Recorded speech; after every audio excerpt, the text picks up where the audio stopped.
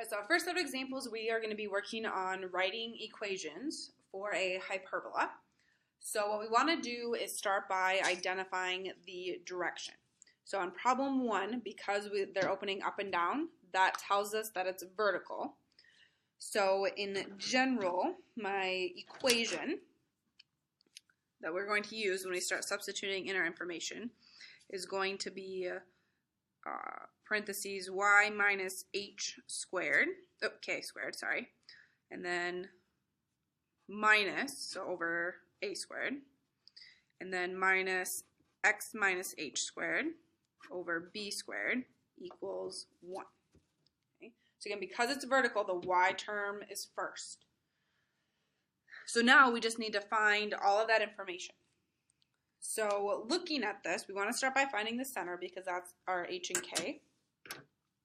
So these are the vertices. So I'm going to label those as V, just so that we remember. So this is a vertex and this is a vertex. So the center has to be in the exact middle of that. So if I'm going to count this, this would be 2, 4, 6, 8, 10, 12. So half would be 6. So 2, 4, 6. So here's my center. So the center is 0, 0. So that's our h and k value.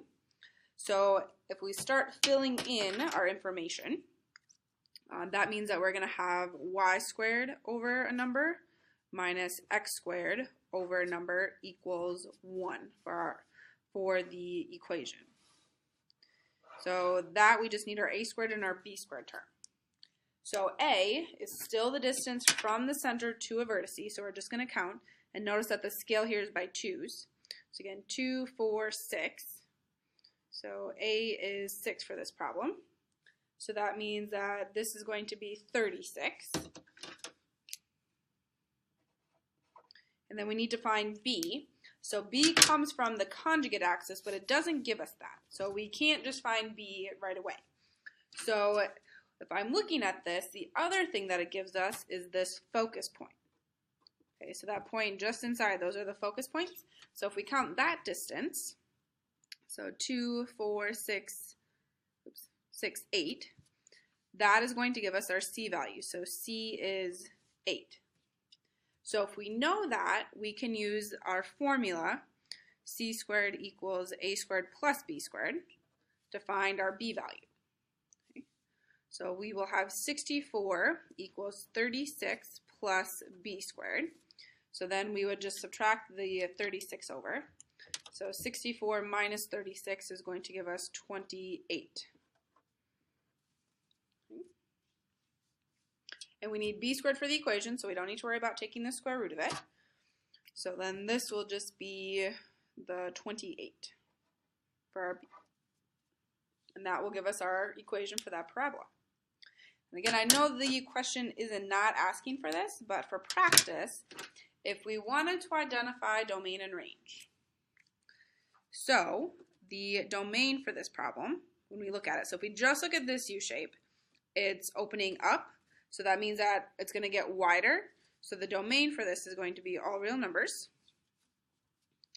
And then the range, if I'm looking, from this one, we're coming up from negative infinity to our vertex. We're skipping over a bunch of stuff to our next vertex, and then we're going up to positive infinity. So our range for this is going to look like negative infinity to this vertex, which is at negative 6 with a bracket, or, and then we would go to our next vertex, which is at 6 to positive infinity. So that would be our domain and range for this problem. And again, the question didn't ask for that, but good practice. All right, on the next one, so again, we have a graph. This time our graph is opening left and right. So that means that we are going to have a horizontal hyperbola. So the equation that we're going to use this time to substitute into is going to be x minus h squared over a squared minus y minus k squared over b squared equals 1. So again, if it's horizontal, the x value is positive. Okay. So again, we're going to start by finding the center. So if we kind of, I don't know, we can connect our vertices here. So again, this is the vertex and this is the vertex if we label that. So we just want to find this whole length, and then we would cut it in half.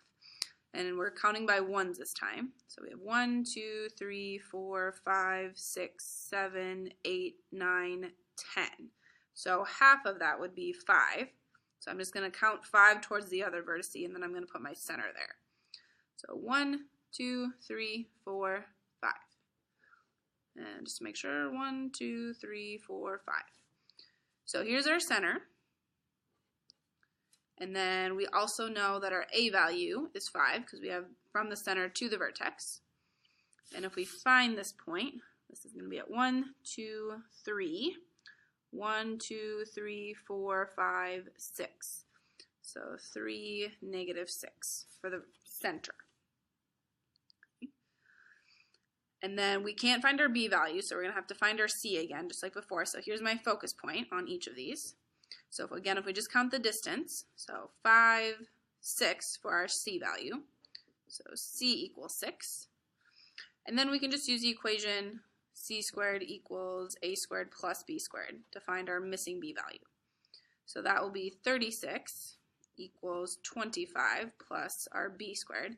So again, we're just going to take 36 and subtract the 25 from it.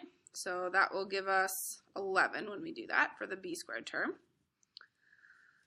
So now we have all the information that we need to finish writing the equation. Okay.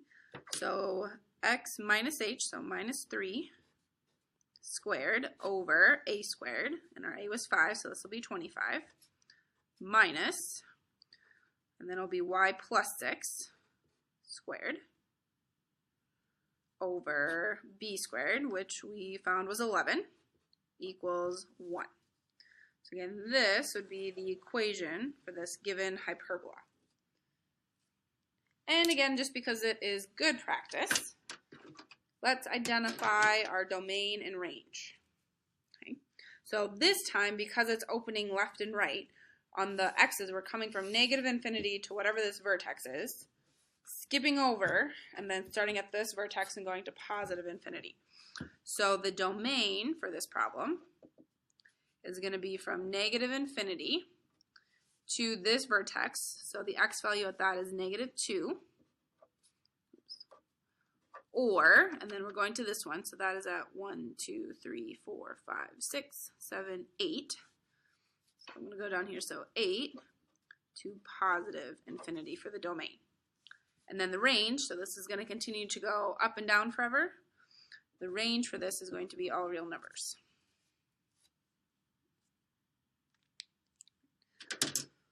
All right, so we're going to stop there, and we'll continue doing the rest of the problems in the next video.